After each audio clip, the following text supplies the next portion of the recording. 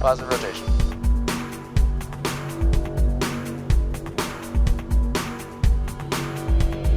Ignition.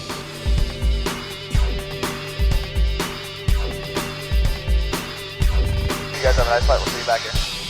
Welcome to Roll Call, a 126th Air Refueling Wing podcast of the Illinois Air National Guard at Scott Air Force Base. I'm your host, Master Sergeant Brian Ellison. The Roll Call podcast focused on people, mission, and community.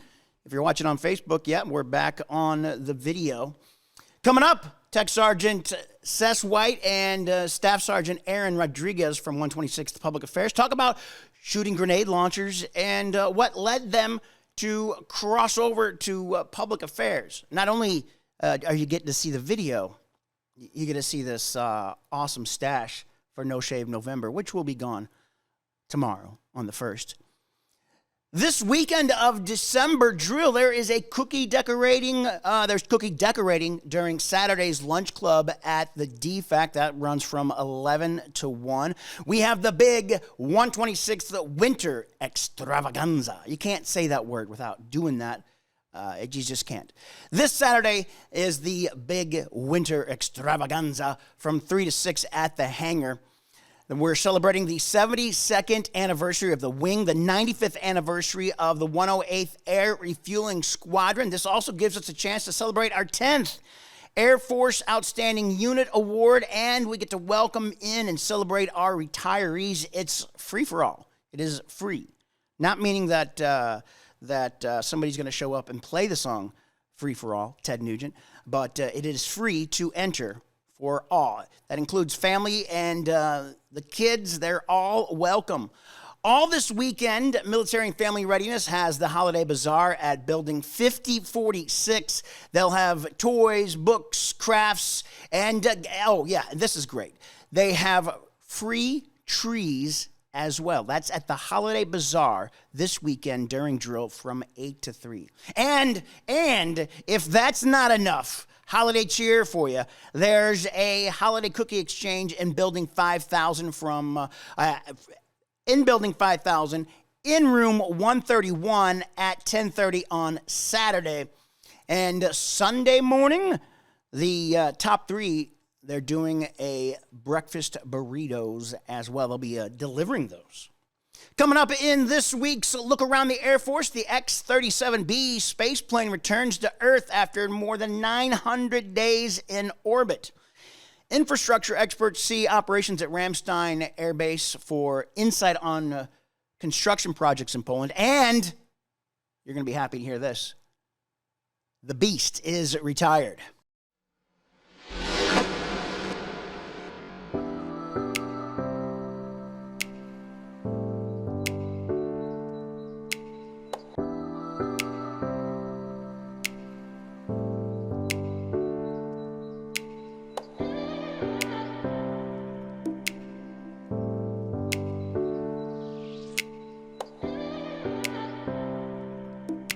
My name is Braden Wright. I'm looking to go towards civil engineering, further my education benefits, and better the civilian market.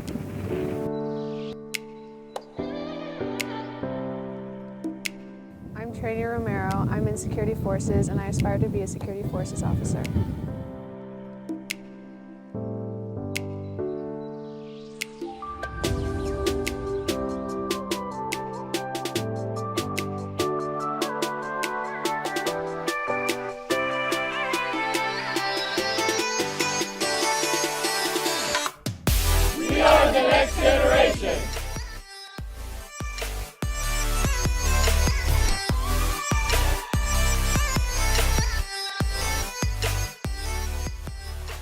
Welcome to Roll Call, a podcast of the 126th Air Refueling Wing. I am Tech Sergeant Sess White here with Staff Sergeant Aaron Rodriguez. Man, how are you? I'm doing fantastic. How are you doing? I'm doing pretty well. I'm really excited for this show. You know, this one in particular, we're talking about the Guard experience. We're talking about firsthand the Guard experience, which is unique from active duty, and I think we both have some pretty interesting things to say.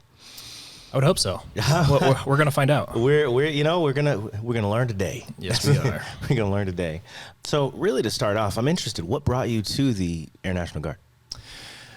What originally brought me is when I was in my first few years of college. I was out in Utah.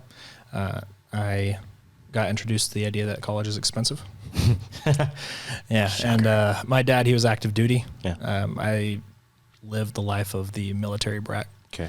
And I had only known active duty. And I was on the phone one night with my dad talking to him about just life plans. Yeah. That school's expensive. And he's like, well, why don't you just join the military? And that had been thoughts in the past, but at that time, I did not feel like living the active duty lifestyle just all the time. Full time, Right. just life. Civilian life is good. There's perks to civilian life. Okay. There's perks to military, but there's perks to civilian life that I wasn't ready to sacrifice. So you didn't want to let it all go. Exactly. I have a hard time with that, I guess. But so I told him that, and he said that, well, if you just want to do it part-time, why don't you do the National Guard? Okay. And to that, I said, what's the National Guard? What's the National Guard? Exactly. I had no idea that it existed, and apparently that's more common than I thought it would be. So that's a week later, I signed up, and that's pretty much how I entered into the world of National Guard. Okay. How about you? How did you start out? For me, I different pathway. So my dad, again, also active duty Air Force, and retired now, but it was something that I had kind of grown up with, and I joined straight out of high school, active duty Air Force. I was a pharmacy tech. Oh boy. Yeah, it was good times. Gave drugs to kids and old people and everybody in between. In a sanctioned manner, right? Legal, yeah, legal government capacity. There we go. That's the important key right there. So that was a fun experience, and I was happy to join active duty. For me, that was a good opportunity, and I did that time of service. I ended up getting out. Didn't think I was going to get back in. Had a little bit of a gap, but before I decided, I would get in for one of two jobs. Okay. Either graphic design, which actually the Air Force was kind of getting rid of at the time as a specific job. Okay. And or chaplain assistant, which was just something that I thought was interesting. I just kind of wanted to explore. Chaplain assistant job came available. I joined the Air National Guard in Illinois. Here I am, and that was the beginning of my Guard experience. One thing that I do want to say though is coming from the active duty side. Yeah. There was a thought behind being active duty versus Guard. The active duty, we're the full time. We got our stuff together. We get things done. And right. The Guard, they're the weekend warriors, and they're The just part-time. like the part-time extras. They might not even know all of what the Air Force is. So there's that negative stigma from the active duty too. Yeah, and so I'm exaggerating a little bit. I mean, obviously, they know what the Air Force is, part of the Air Force. However, there was that negative stigma. And when I joined the Air National Guard, when I joined with the 126th, I was pleasantly surprised. I was like, these guys have their stuff together. Yeah, it was a little bit of a. I'm not going to say it was an eye opener. Yeah, it was an eye opener. I mean, I joined, so obviously I had a point that I was serious about it. But I was like, what am I getting into? Okay, let's see how this thing goes. And again, pleasantly surprised. Yeah, there was a time on my deployment. I was security forces when I was on my deployment, and the active duty guys who are security forces, they spend 6 to 8 months out there, and then they come home and they do the exact same job. And they knew that I was 6 to 8 months out there, and I come home and I go to a civilian life. And I don't think I met one of them that were like, I should have gone Guard. It's a different experience. I mean, active duty is awesome, and it's for some people, but some people like that civilian lifestyle too. Yeah. So I mean, it's good to have the options. I mean, obviously the benefits and everything are there. The fact that your dad, who was active duty, led you to the Guard to help pay for college, which a lot of people do, and it's there as an incentive for a reason. We can get into this later, but as far as school goes, I have been able to pay for my bachelor's and my master's, which I'll be finishing up this next week, and that's all been paid for through my service and time in the Guard. Congratulations, Yeah, Masters, thank you, man. thank Yeah. you, man. It It's good feels stuff. good. It's been a long road, but I'm here. So It's been a long. No, it's not a singing podcast. oh man, sing along. It is not that. Yeah, the sing along. So you talked about when you joined, and you talked about your time as security forces. You're not currently security forces. How'd that I'm work? definitely not. I like shooting guns, but shooting cameras is a little bit more fun, right? Yeah. There you go. Yeah. I actually started in the military as intel. So Okay. I signed up as intel. My dad gave me some great advice of if you have the choice between a clearance, like a secret or a top secret. Well, actually a top secret. His was definitely the top secret. If you have a choice between a bonus and a top secret, go for the top secret. The intel, the base that I was a part of beforehand, they had a ops squadron, and their intel individuals were very friendly. They made my meeting with them feel like they were going to be like future family members. They're close knit. You could see that and feel that. On top of it, you felt drawn in. I did. just I from that felt experience. drawn in. Yeah. And then the whole idea of it's intel. I'm one of the smart people, and I'm in the Air Force. You know that stigma that we get sometimes. But as far as that goes, it had the top secret clearance, so I went with it. It didn't have the bonus, but I still signed up. Yeah, the clearance. Yeah. Yeah. And then went to basic, and our wing lost our planes. So the mission that I was Where do have, they put it? It's probably wherever they set them last. they flew south for the winter. I don't know. I cannot. Okay. Yeah. So, anyways, they just So you lost the mission. Yeah, they were The grounded. base- Whatever. And my job was no longer there, so I had to choose something else. So Okay. I chose EOD because now I had the top secret clearance. What's EOD? EOD is explosive ordnance and disposal. It's the guys the that dress up in the uninitiated. bomb Yes. suit, that sweat, and you see them in Locker. those. Yeah, Hurt Locker, right? Yeah. That's one of the big movies, but it's Hollywood. So Yeah. Oh, so it's not exactly like that?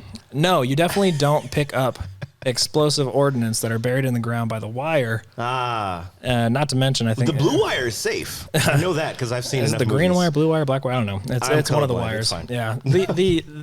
There's one scene in that movie that he pulls up like 6. I don't even know the term for the explosive, but I know that explosive, that container that they used is extremely heavy. It's like 60 pounds almost, and he pulls them up with one hand. There's like Pre-workout 5 of gets them you there, all. bro. Yeah. Pre-workout So, gets you there. do not look at that movie as a realistic example Depiction. of EOD. Yeah, exactly. But you're past EOD now. I am. So at the time, I wanted to get closer to family. I was out in Utah. My family was here in Illinois. And when I was going EOD, they unfortunately had messed up on some of the paperwork for tech school. And 2 weeks before that, they said I was ready to go. So I quit my job. I got out of school for that semester. And then a couple days beforehand, they're like, hey, we messed up on the paperwork. We're really sorry. But we don't have your position anymore, your spot for tech school. So they were really nice about it. They said that, that we messed up on your contract. You must have been bummed, though. It kind of stunk. It kind of stunk. I'd been training with the EOD guys for 6 months, like physically, not with the explosives and stuff. I don't think they would give that to a new guy. Oh, man, that's a headline. Yeah, for real. But they were nice about it. They said that they had messed up on my contract. So they actually offered me an out. But that's not why I joined, right? So I had an opportunity to move to another base, and I did. I got here to Scott at the 126th Air Refueling Wing. They just don't have EOD here, so Okay. I went security forces. Security forces. I did. And while I was there, about a year and a half in, we went on an annual training, and I was out there as a blast. We went to California. You can't say it's a blast right after talking about EOD. Yes, I My can guy. because I'm security forces now, right? Yeah, we're supposed at that point we're supposed to blow things up, right? Okay, Maybe. okay. So we're out there in California. We're doing our training. We're shooting the big guns, having some fun. I'm hanging out with my my friends that I've made inside my unit, and then I see this very interesting individual who's carrying these cameras, running around, has a huge smile on his face, and he's talking to everybody. It looks like he's out having the time of his life. Okay. And I'm wondering, who is this guy? And what is his job that he does? Because that looks awesome. Sounds fun. Yeah. So I was curious. Started talking to him. You talked to the guy. I did. I Nice. talked to the guy, and I'm actually talking to that guy right now. I know. That was you. I was having the time of my life. It was a really good time hanging out with you guys and getting to shoot not just the cameras, but the big guns. I tell you what, that grenade launcher though, Yeah. a little anticlimactic. Like it looks awesome, and then you go boom, and then just a Yeah, it feels like a shotgun when you pull the trigger. yeah. You get that kickback on your shoulder. Yeah. And you get the bruise the next morning. Yeah. But you don't get the explosive during training, right? just They a actually little Cheeto. Yep, they shoot what's called the Cheeto round. It's just Little- orange chalk. little puff of smoke. Yeah. Just put some smoke out on the field and see if you hit your target, and that's about it. But after we talked, and I'm shooting the Cheeto rounds and stuff, toward the end of it. So what kind of drew you more to this? Well, so I saw the video that you put out after that of all of our training, and I saw the graphics that you made for it. And when I started school, I went in for graphic design. Yeah.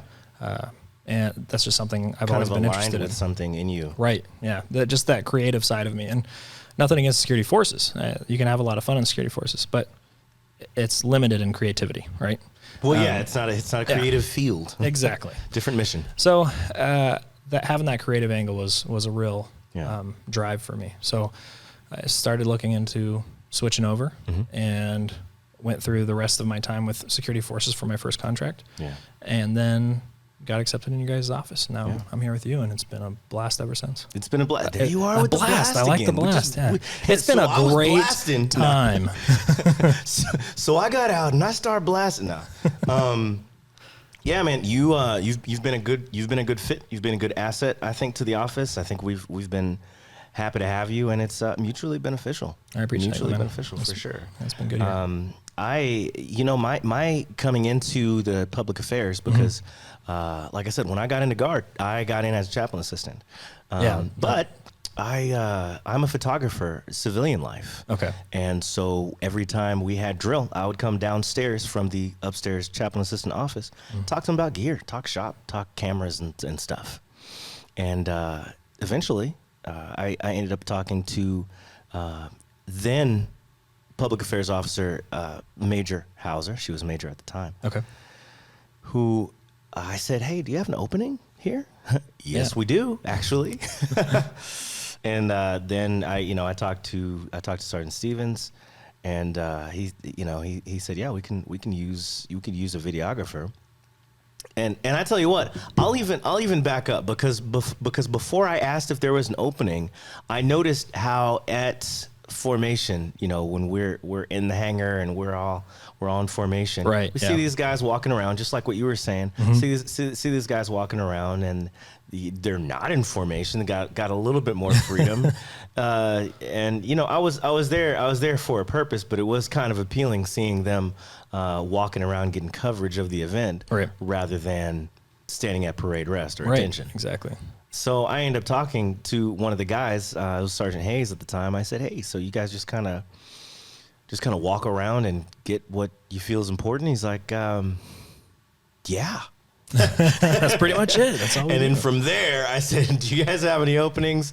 I got the yes, and then I got the we could go with the videographer, and then from there, it's history. But it's been a good time. It's been a good time for me. It's been a few years, and then you met me, right. not too long thereafter. I was in the position for a little while before going with that trip, and then we're pretty much up to date, and here we are.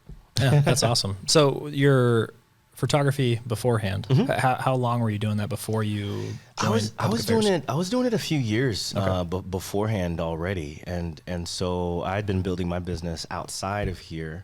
I wanted to join as a chaplain assistant just because I felt like it was a good opportunity where I felt like I could do some good within the community. Yeah. However, the more and more time that I spent, the photographer in me was really drawn here to this position. And so my skills as a photographer became an asset for the unit. Right. Yeah. So it was a little bit more aligned with where I feel I am. And I feel like I've been a pretty good fit here.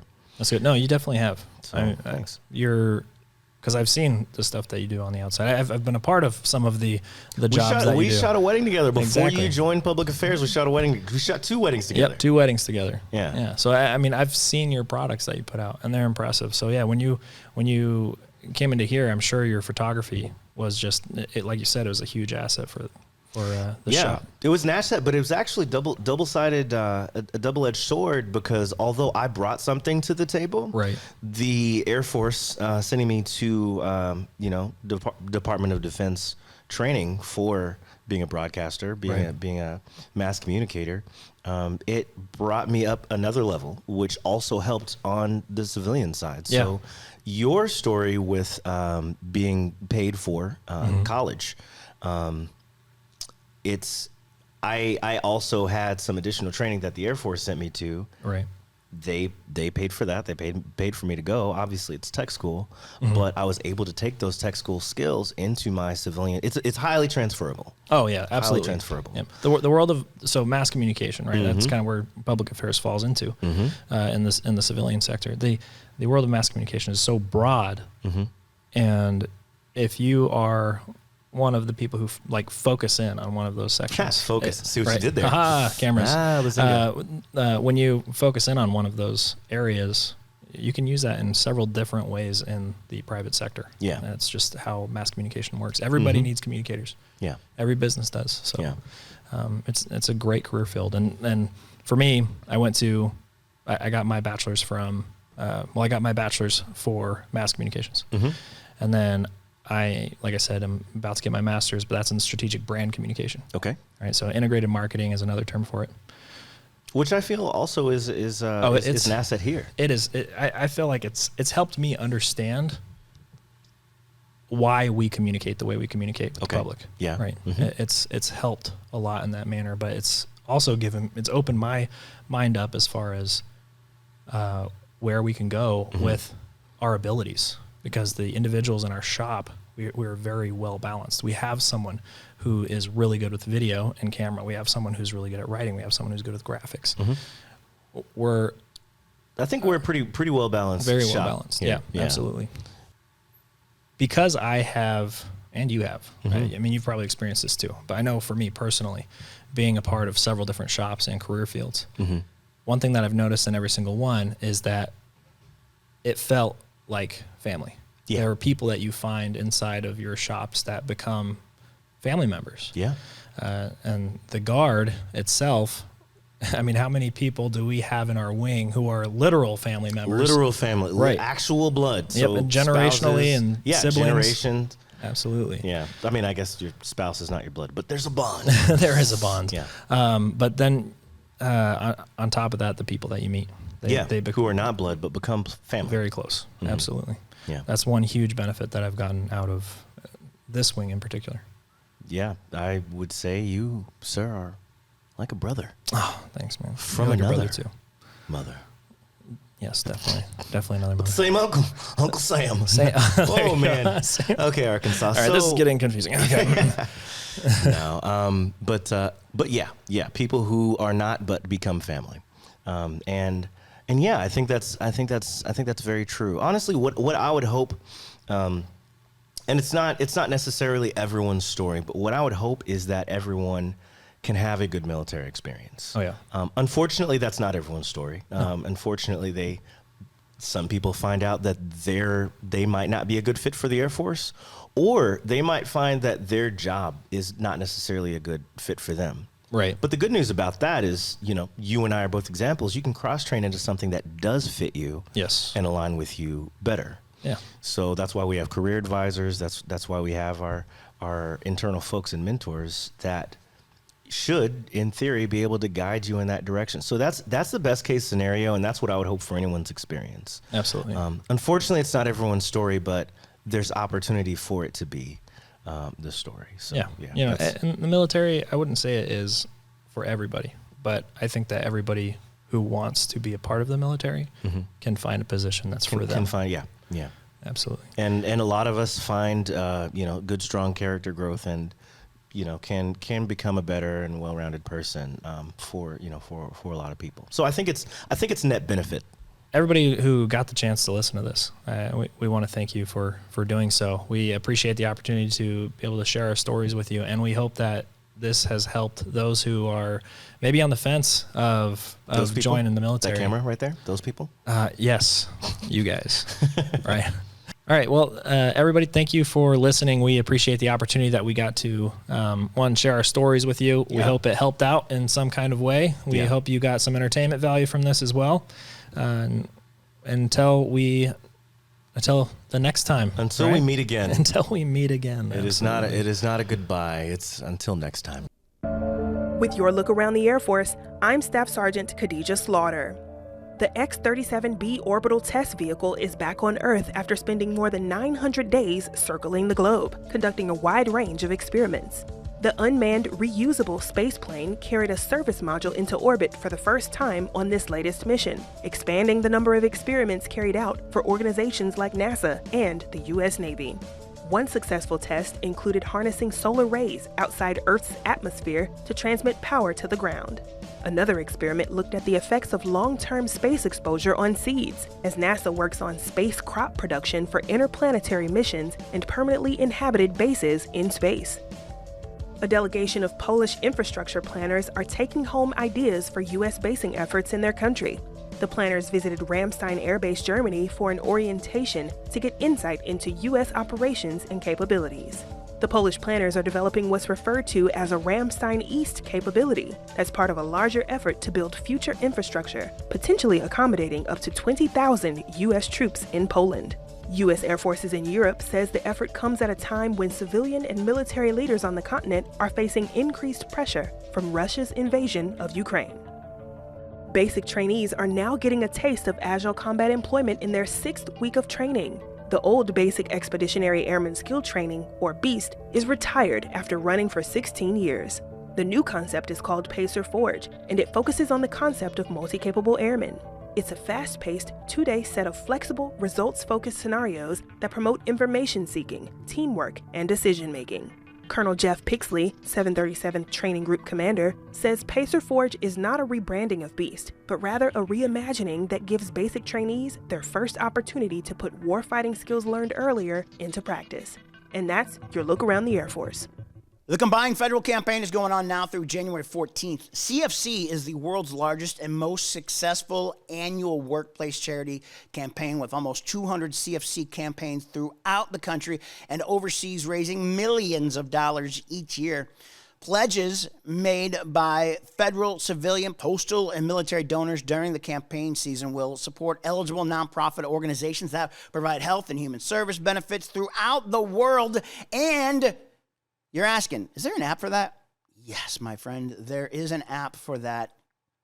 Just look on your machine there that has your apps and look for CFC or Combined Federal Campaign. You'll find the app. If you are having thoughts of suicide or know someone in crisis, please call the military crisis line, 988. That's 988, press 1. You can also just text to send a text, say help, 988, and they will get you in the right direction, and they will help you out if you're having thoughts of suicide or you know someone that is also having thoughts of suicide or in crisis. You can find all of our links on the Linktree. That is linktr.ee/126ARW. If you're watching on Facebook or YouTube, you can also download this on your favorite podcast app. That includes Stitcher, Spotify, and Apple. If you want to pass along some information, you can email roll call at 126.arw.pa.mm.org@us.af.mil. Thanks for listening to Roll Call, a 126th Air Refueling Wing podcast focused on people, mission, and community. I'm Master Sergeant Brian Ellison. 100,